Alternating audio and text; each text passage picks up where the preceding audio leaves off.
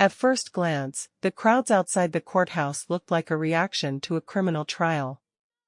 But beneath the surface, something much larger was happening.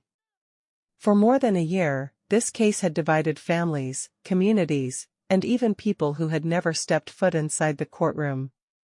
2 teenagers entered a track meet. Only one left alive. And by the time jurors prepared to announce their decision, the question wasn't simply what happened under a rain shelter. The question had become whether an entire community would accept the answer, because whichever way this verdict went, one side was going to believe justice had been served. The other was going to believe justice had failed. And that reality was hanging over every second leading up to the decision. Right now, we want justice. We want justice. Enough is enough. Enough is enough. Enough is enough. What do we want? Justice. When do we want it? What do we want? Justice. When do we want it? Why is that?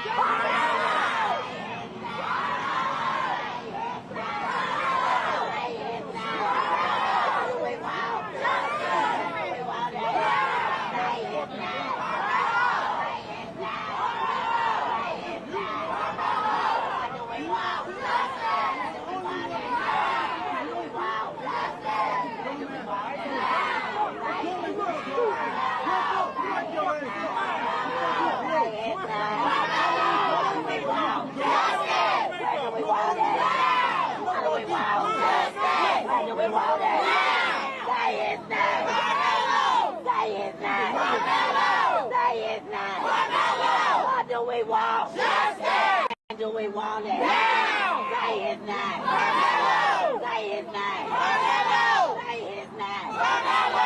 Say his name! Karmelo! Say his name! Karmelo! Say his name! Karmelo! What do we want? Justice! When do we want it? Now! What do we want? Justice! When do we want it? Yeah, I can only imagine what it would have done to the jurors. Yeah, there were no cameras involved, but our Cody Thomas was able to bring the courtroom to life during the trial with his notes. He is making his way, of course, into the courtroom, and he'll be giving us the color of the courtroom. We'll be getting it and passing it along to you, and then eventually when the verdict is read, which we do believe will be very soon. Breaking news, there is a verdict in the case against Karmelo Anthony. Most viewers were focused on the 3 possible outcomes: murder, manslaughter, or not guilty. But the real story wasn't the options on the verdict form. It was the clock. The jury had spent less than 3 hours deliberating. In a case that had consumed national attention, involved claims of self-defense, conflicting accounts, and the death of a teenager, that speed carried its own message. Jurors weren't wrestling with uncertainty. They weren't deadlocked. And they weren't asking for clarification. Something had convinced them quickly. The only question left was what that conclusion would be. Parties are gathering in the courtroom. The jury was out just under 3 hours before coming to a unanimous decision. They had 2 choices on their ballot, 3 actually: guilty of murder, guilty of manslaughter, or not guilty. What has this group of 12 decided? We will find out momentarily. As you can see, outside of the courthouse in McKinney, Texas, emotions are running high. This has been a case that's been very polarizing from the very beginning, as we see a standoff here, one of many that we see play out during this case. Undoubtedly, whichever way this goes, this will be a chaotic scene outside of this courtroom or courthouse. Police presence has been very intense, according to our Cody Thomas, who is making his way inside the courthouse. He'll be sending out live notes once he gets into his place. The rules that have been set by the judge are very stringent. So getting in and getting out is a process. As we continue to watch the just emotional, this is a horrible scenario outside. 2 people with different views of what they believe happened here going face to face. Karmelo Anthony, of course, admits that he stabbed Austin Metcalf at a track meet last year after the 2 came face to face under a tent during a rainstorm at the track. Well, it was raining. And since then, this has been the face of it. What we're seeing outside that courtroom has been slow burning for the last year.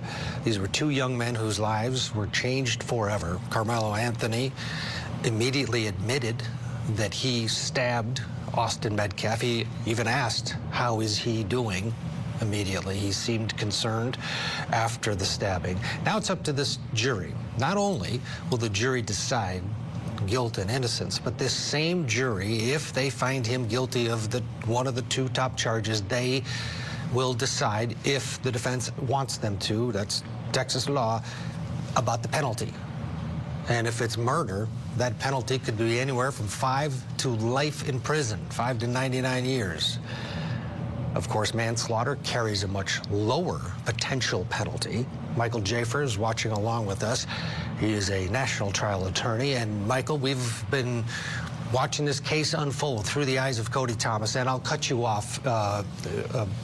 My apologies if we get word from Cody on either what's going on in the courtroom, of course, if there is a verdict. So, first of all, your take on this. This is, it's heartbreaking to watch, because there was no camera in this courtroom. Each one of these sides believes they know the absolute truth. It's somewhere in the middle, and it's up to a jury. Your thoughts? I mean, this is tragic. To see the scene outside of the courtroom, it just breaks my heart, right? At the end of the day, it seems like it's torn a community, and it's very sad. At the end of the day, look, it really comes down to the concept of proportionality, right? You brought a knife to a fight that did not involve a knife. But at the end of the day, is that justified? It could be justified. There are instances where it is justifiable, force to use a knife to defend yourself against someone who doesn't have a knife. A, you don't know if they have a knife. B, you don't know, even without a knife, if they could kill you. C, you don't know if they're trying to kill you with or without a knife. But at the end of the day, to the other side, to the prosecution, you caused the death of another person who was unarmed, right? The worst case scenario that person could have given you, according to the prosecution, was just beating you or hitting you or bruising you. But other people can say, and I remember specific cases where a group of kids at a high school punched another kid, and this was an actual case, and the kid died because his head hit the wall after he got punched and fell and hit his head on a brick and then died. So somebody could say, hey, I was in fear for my life. I used a knife. I pulled out the knife. I didn't use it, and they kept coming at me. So, like, I'm just saying in general, because you don't really, really know what happened. You have testimony on both sides, and the question then becomes, is there reasonable doubt? Look, if there's a robot looking at this case, if the jury was comprised of robots, I think there's reasonable doubt as to whether or not he committed manslaughter or murder. I think if a robot was on the jury. But man, these jurors are human beings. They live in that community. This case has gripped that community. That's why I'm riveted to see what the jury, look, honestly, I don't care if I spend till midnight to find out. I'm going to watch and see what this jury verdict is, because it could also inflame that community if they come back guilty on murder. I mean, I think this community is just gonna, it's like a powder keg at this point. It's just gonna evaporate. So we'll see what happens, but that's my analysis on the law. Again, these are live pictures outside of the courthouse in McKinney, Texas, where inside the parties have gathered because a verdict has been reached in the case against Karmelo Anthony. Austin Metcalf was 17 years old when he lost his life in this fight between Karmelo Anthony and himself. And as Michael just said, Austin Metcalf pushed Karmelo.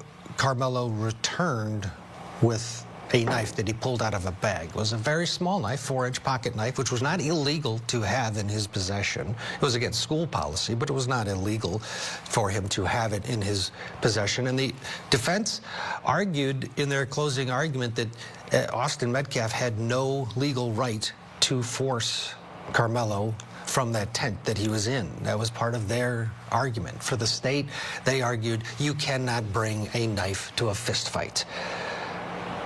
These live pictures, we'll continue to show them outside of the courthouse, but we don't have a camera. If you're just joining us or you haven't followed this case, we have the next best thing to camera, and that is our Cody Thomas. He's inside the courtroom. He's making his way inside through security, and he'll be able to send us out in real time observations in the courtroom once she's settled, and then of course the verdict. Right now we have it up. We're waiting for anything from Cody. So far nothing, so he's making his way inside the courtroom. But again, there is a verdict in the case against Karmelo Anthony. Michael Jaffer, the choices are murder, manslaughter, and not guilty. There's also the element of that this same jury will, if the defendant wants, decide punishment. And it's wide-ranging. Even on the top charge, it's 5 years to 99. If you're representing Karmelo Anthony, do you want the jury to decide penalty, or would you rather the judge decide that? And does it matter on what their verdict is? Let's assume that he's guilty of one of the top two. That's the scenario, of course, that would play out. Otherwise, there is no sentencing. What do you think they'll opt for if indeed there is a guilty verdict here? Love this question, and here's the answer. Both things are true. It does depend on the jury, on the verdict, obviously. If it's murder, if it's a top charge, I don't want them going anywhere near it. But secondly, it comes down to the judge. Every attorney will tell you, don't tell me the law, tell me who the judge is. It depends on the judge. These defense attorneys know this judge. They've practiced in front of this judge. It's a very, very, very small, close-knit community. I'm not talking about that city. I'm talking about the community of defense attorneys and judges. We all know each other. We all respect one another. So it depends on both the verdict and the judge. So first of all, it's a non-starter for me to let the jury decide the punishment if they come back on the top charge. I don't want that jury anywhere near it because I have no idea what happened in that room and which leader was able to impress upon the other people. Clearly, I lost.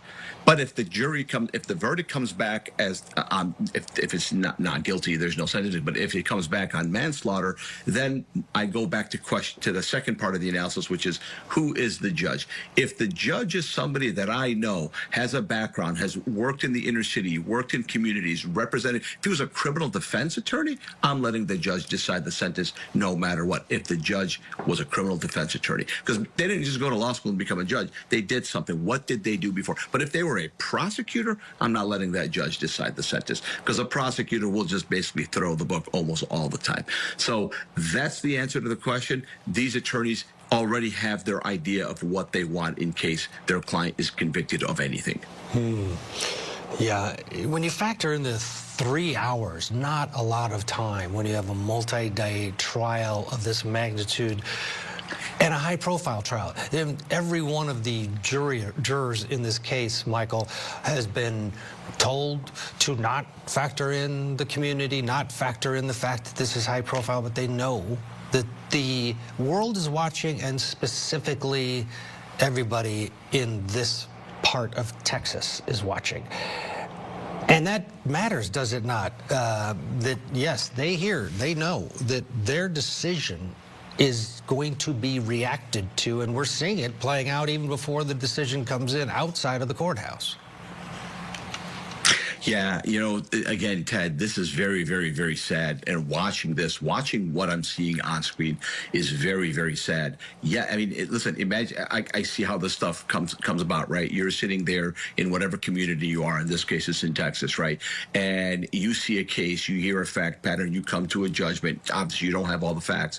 And you say, oh, this was sad, this shouldn't have happened, or should have happened, right? But if you come to the conclusion that, hey, a young man lost his life. He went to school one day, his parents got a phone call not telling him, hey, your son has a nosebleed, but your son is dead, right? And so you come to a conclusion. Then when you see other people outside the courtroom protesting not in favor of the death, but hey, Mr. Anthony did nothing wrong, then you're going to come and you say, I'm going to go protest. And then the whole thing becomes inflamed. It's very sad. At the end of the day, none of us know more than those jurors about what we saw in this case. It's coming back in 3 hours from multi-day trial. It just, to me, seems like rash. Either way, whether they convict him or whether they acquit him, I feel like this required a little bit more deliberation than a few hours. I mean, even half of that 3 hours was not even deliberation. It was taking a poll and everything else. So at the end of the day, this is going to really whatever happens,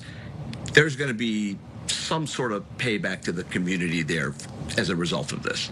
It seems as though, and we're gonna get a break because we still haven't heard from Cody, who's inside the courtroom. He is sending out messages to us, meaning that he is just getting settled and going through security and all of that. So let's get a break in now. We'll continue to monitor what's going on outside the courthouse, and then as soon as Cody starts transmitting messages, we'll be able to give you the color from inside the courtroom, and then ultimately the verdict when it is announced. Again, the breaking news at this hour: the jury in the case against Karmelo Anthony has come to a verdict in under 3 hours. We'll have more. Anthony, a jury of 12 has come to a unanimous decision in under 3 hours. This jury is made up of all non-African Americans, which was a point of contention after jury selection by the defense. Outside of the courthouse in Collin County, located in McKinney, Texas, this is a live picture of the scene outside. You see heavy security, and many people have come out. And this has been the case throughout the trial, that people have come out because it has been a lightning rod, has this case been. There have been no cameras, there were no cameras allowed, so we have relied on our correspondent, Cody Thomas, but all of these people have relied on different news organizations to deliver the details of the trial as it's unfolded. And that, of course, makes a difference, because had a camera been allowed in this case, we all would have witnessed the exact same thing. Not the case in this trial.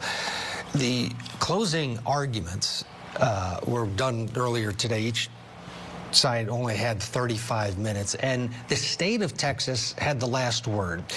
And I want to read to you the last words that the prosecutor told this jury.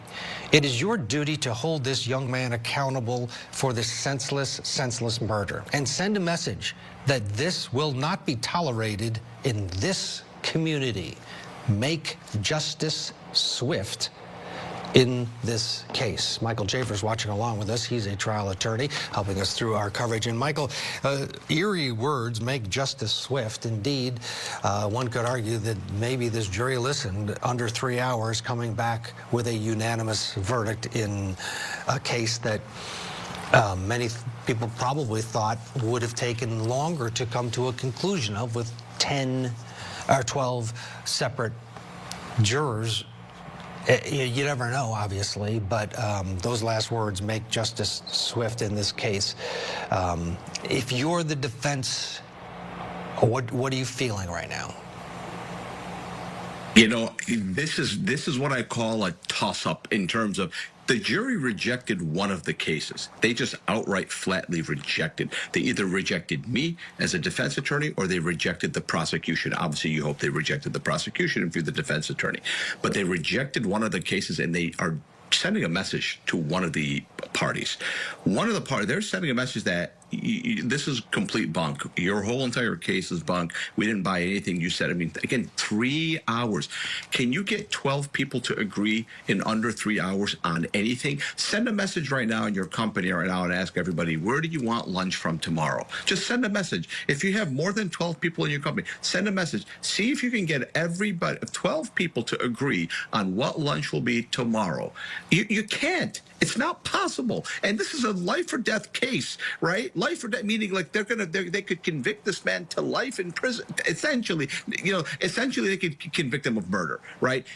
Under 3 hours, 12 people. It's unbelievable. Can't even get them to agree on the flavor of sandwich I'm going to bring them, my staff, tomorrow when I cater. And sometimes I'll just have to cater from 2 different places because I give up on trying to get everybody to agree on where they want lunch from. So this is just Michael, I got to stunning. cut you off real quickly here. We're getting notes from our Cody Thomas, who is now in the courtroom.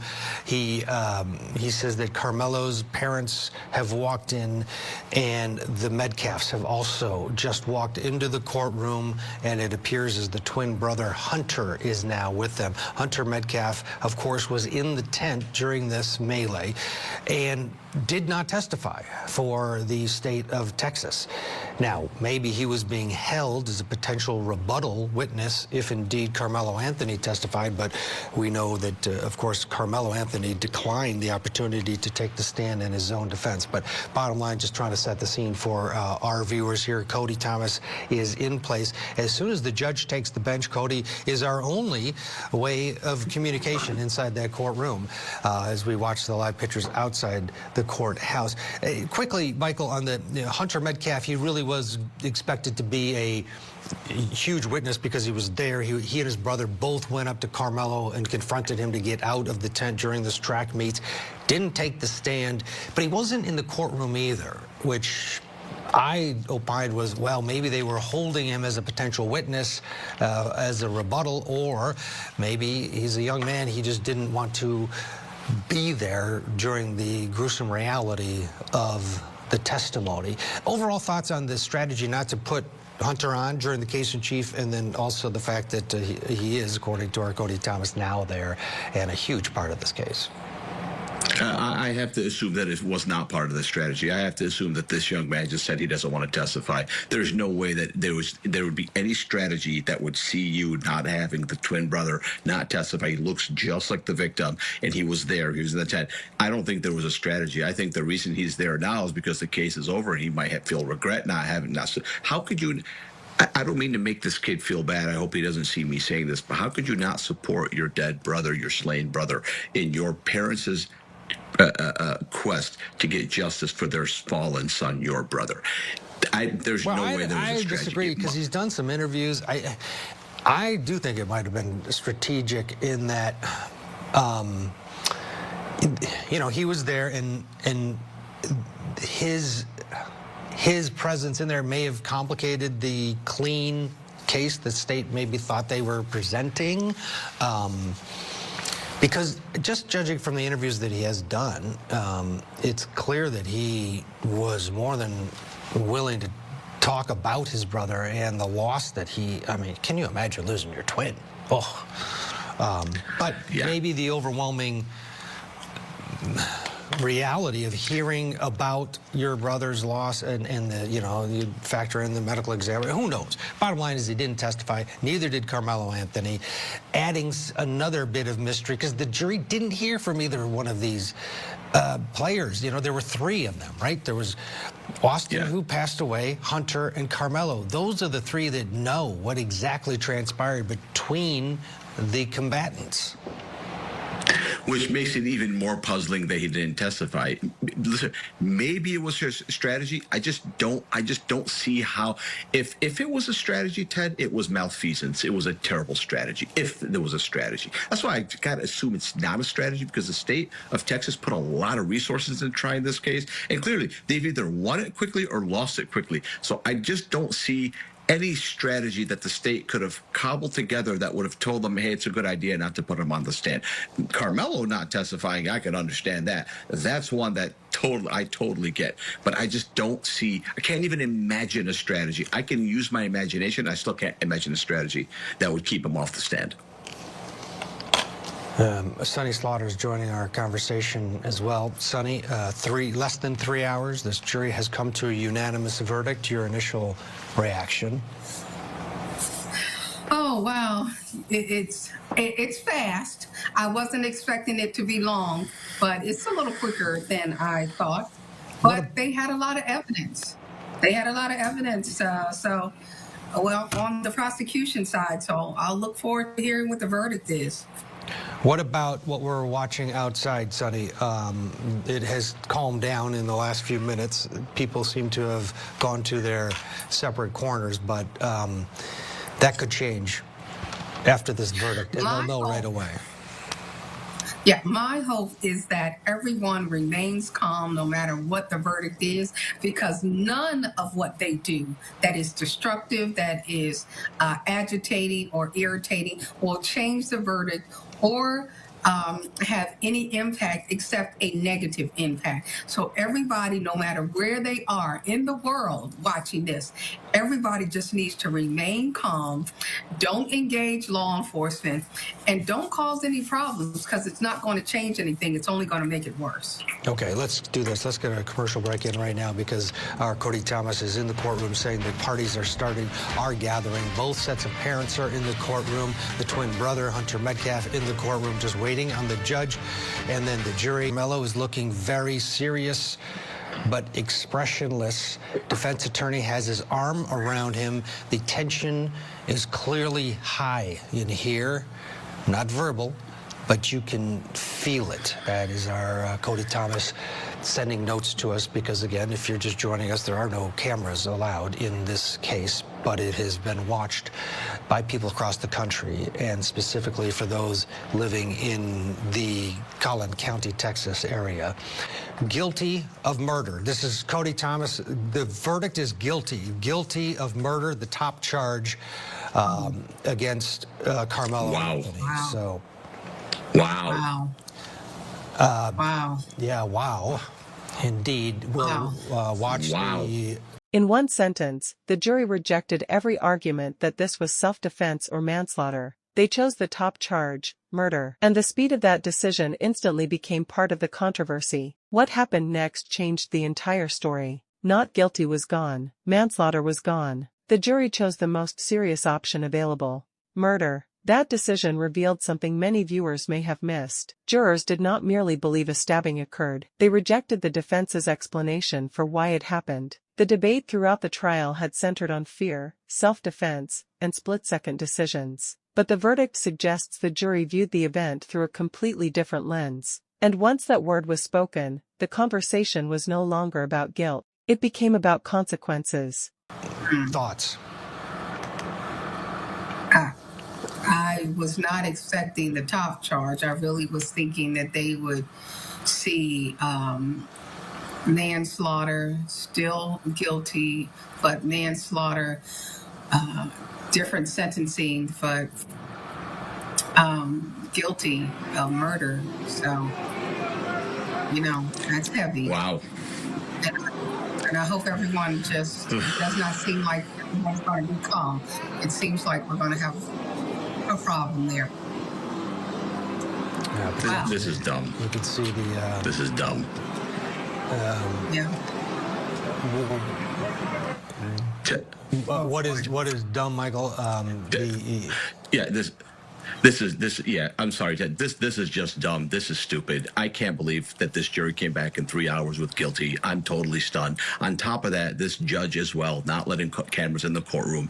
I mean, good job. Good job, Your Honor. Really, really, really good job. You handled it really, really well. You have this community that's about to get lit on fire. You don't allow cameras to go into a courtroom. The community already believes that this kid is being railroaded. And then look at what happened. Your jury came back within 3 hours for a guilty verdict for a kid who used a 4-inch knife one time, didn't use it multiple times. Was it wrong? Yes. But was it murder, like beyond a reasonable doubt? No. And was it murder beyond a reasonable doubt within 3 hours? Absolutely not. This is insane. This is dumb. Cody Thomas saying that there are tears on Karmelo's side of the courtroom, and they're going into the penalty phase immediately. So this, no one is leaving the courtroom. They're going to now go into the penalty phase. There's a huge, Karmelo Anthony is a young man. He is now 19.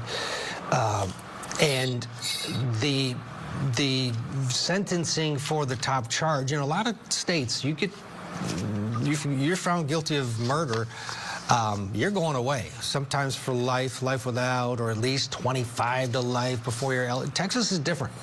The range of sentencing here is 5 years to life in prison. So the decision making now, and we'll wait till Cody updates us whether the jury is going to stay and do the sentencing or if it'll be the judge. Boy, Michael, if I'm the defense, I'm getting that jury as far away from this courthouse as possible. Yeah. Yeah, 100%, 1,000%. I'm not letting this jury touch. I mean, I'm questioning the jury. I'm asking them, how did you reach your verdict? How did you reach it so quickly?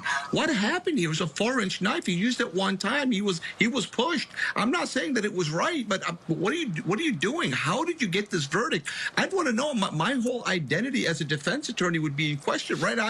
I'm questioning my identity right now, and I have nothing to do with this case. How could you come back like that? I would be enraged. I'm enraged right now. This is very upsetting. And then on top of it, to compound it, this dumb judge didn't allow cameras in the courtroom. What was your wisdom? What were you thinking? How you put on a robe? Are you that much of an imbecile that you won't let cameras in the courtroom in a case like this? This is not a rape case. This is something different. This is something that's clearly the whole community is enraged. And you knew that before the trial started. So, I mean, this is very upsetting. You can see the reaction. The crowd outside, of course, has received the news that Karmelo Anthony has been found guilty of the top charge of murder. And now inside the courtroom, they are moving to the penalty phase. You know, at this point, you do wish that the people that were supporting Austin Metcalf would just leave. To be honest, you know, the jury has come back with guilty. There is no need for Mr. Stars and Stripes to be standing there with his moronic, intimidating, stand-your-ground-ish. Yeah.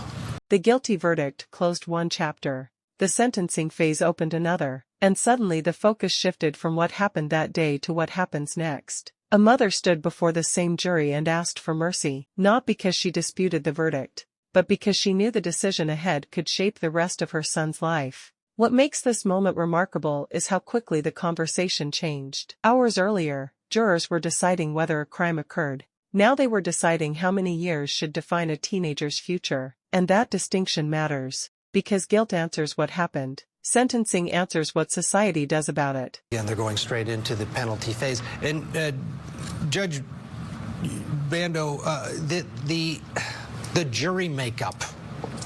There was a Batson challenge launched after the state used their strikes to get rid of the only 3 African Americans that were potential jurors. And they said this is because they worked for the school district, or a school district, and that's the reason they cut them out.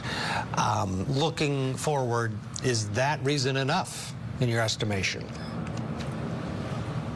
It may not be reason enough, but it's a substantial possible enumeration of error that I would definitely raise. That would be number one. That initially on the forefront of this, that my client was not afforded a jury of his peers. The state arbitrarily struck them as jurors based on their race, and not because you can be an educator and be reasonable. That doesn't automatically eliminate you from being a juror on this panel. Teachers punish, discipline, rehabilitate, and actually would be better jurors because they're used to dealing with these scenarios with children fighting, having difficulties. And that's exactly who you would want on the jury. And I would definitely argue that in my appellate brief. Yeah, Sonny, I hear you chiming in as well. Yeah, I agree. I agree with Judge. I was thinking manslaughter. I didn't think they would come back with not guilty. Manslaughter, because this was a crime. But so, since we are here, I am thinking that no matter who makes the call, I'm looking at, they're going to say 25 plus. I can't imagine, based on what we're seeing now, this, I would like for everyone at the scene to just, it's better if they just move away, back up, because anything other, any riots or anything, that is just going to be problematic. That family there's not good. That boy's not. You've been in there. I'm telling people before. You've been in there. That boy smiled. That boy broke down and cried. They done fucked up the rest of this boy's life. These people have been here every day. They know. You hear that verdict read. I saw you break down.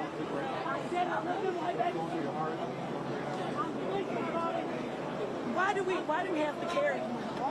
Why are we even here? To be honest, why are we here? What we here for? Because if we take up for ourselves, we go to jail. If we don't, we die. So it's a catch-22 in this situation. What do you want us to do? What do you want us to do at this point? What? I'm lost for words. I don't know what to do. I got 5 boys. I don't know what. I ain't got nothing to tell them no more. You can't walk away no more. Rest in peace, Trayvon Martin. Let me ask you this. Right now, there's a lot of examples there. The frustration. Are you more? This same jury that decided guilt or innocence will decide punishment in this case. Karmelo Anthony, of course, admits to stabbing 17-year-old Austin Metcalf at a track meet in Frisco, Texas last year. He was underneath the Memorial High School tent, was Karmelo Anthony, but he didn't go to Memorial High School. And when Austin and his brother Hunter Metcalf, they're twins, approached him, they argued. And after being pushed, Karmelo Anthony reached into a bag and grabbed a 4-inch knife and stabbed Austin Metcalf to death. With one stab to the heart, he bled out. The first witness for the defense is Kayla Hayes, which is Karmelo Anthony's mother. She is crying. Cody says she is having a difficult time with her testimony, saying, "He's my firstborn, will love him always. I love him very much. I know my son, and he's very sorry for what he did. Please have mercy on my son." Sunny, gut-wrenching for a mother. Very. Yes.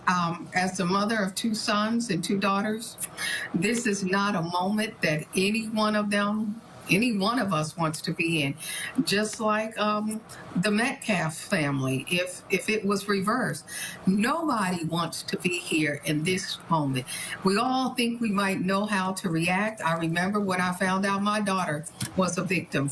You don't know what you are going to do, how you're going to say it, how you're going to be in the moment until you are in the moment. But I do agree with Judge. We are looking at a harsh sentence.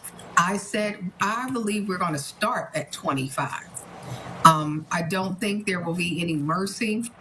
I know they are doing the mitigation, trying to get everyone up. But at this point, I don't believe anyone will hear that. This jury came back so fast.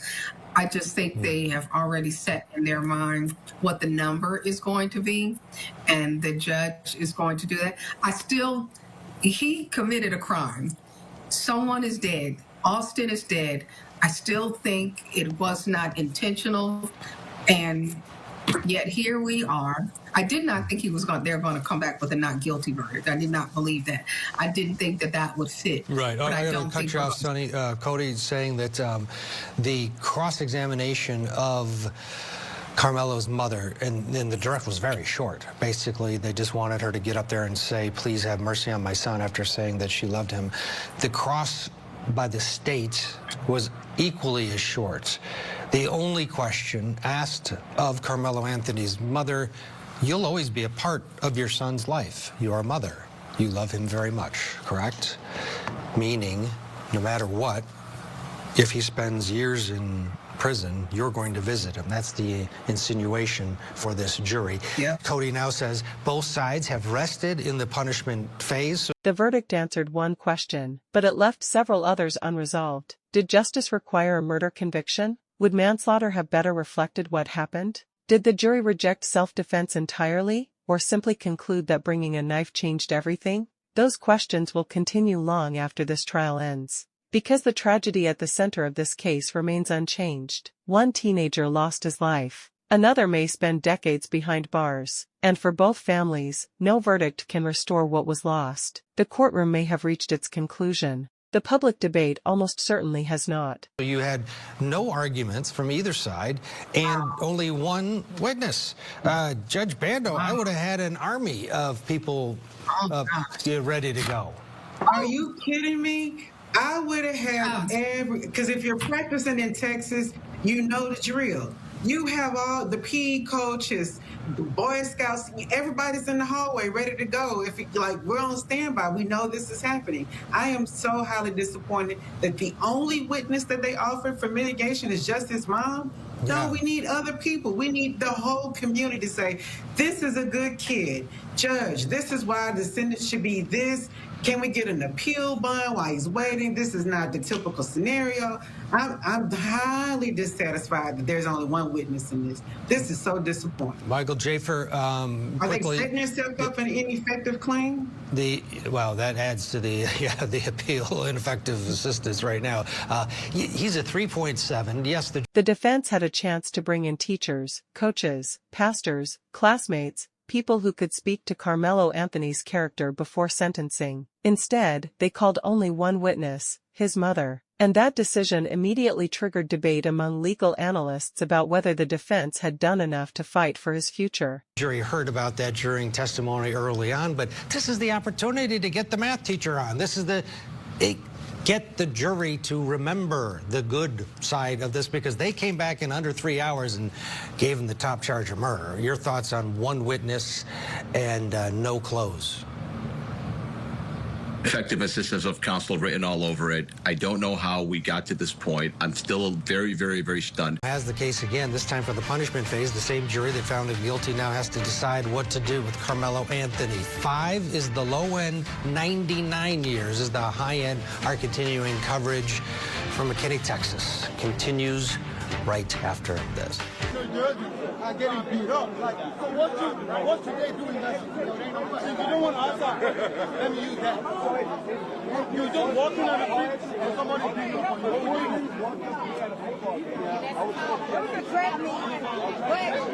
So how you feel about all the white kids shooting up schools in the teachers' fault? You know what I'm saying? How do you feel about white arms? You're a white man. You sound like a sociopath. Shut your bitch ass up. He does. He got to do something that you're on both sides. Well, I'm trying to get you out. He's talking to your fat ass. We're going to protest. Let's protest against sin. The very thing that causes us to go to hell for all eternity.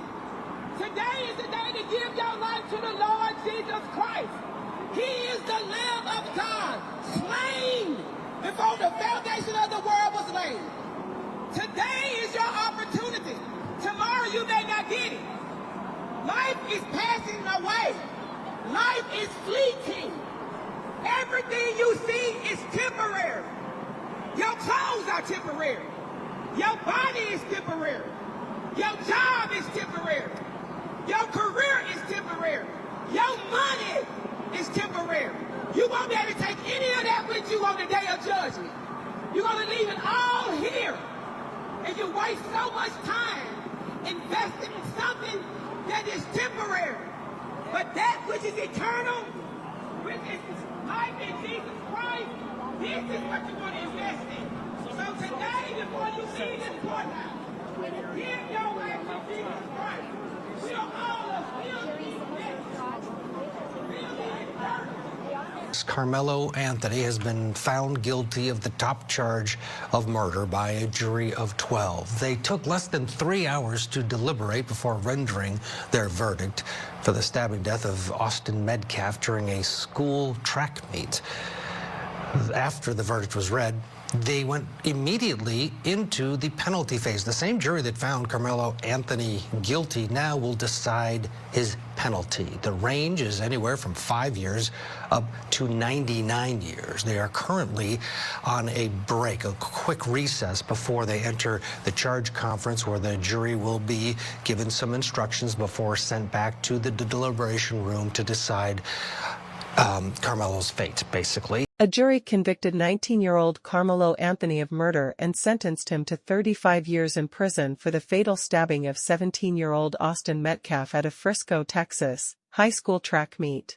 He must serve at least half of the sentence, 17.5 years, before he is eligible for parole. If you want more in-depth courtroom analysis and the bigger story behind the headlines, subscribe to the Rebuttal and turn on notifications so you don't miss what's next. Up next, we'll be covering the Charlie Kirk case, breaking down the key moments, the unanswered questions, and what may have been happening beneath the surface. Subscribe now, and we'll see you in the next investigation.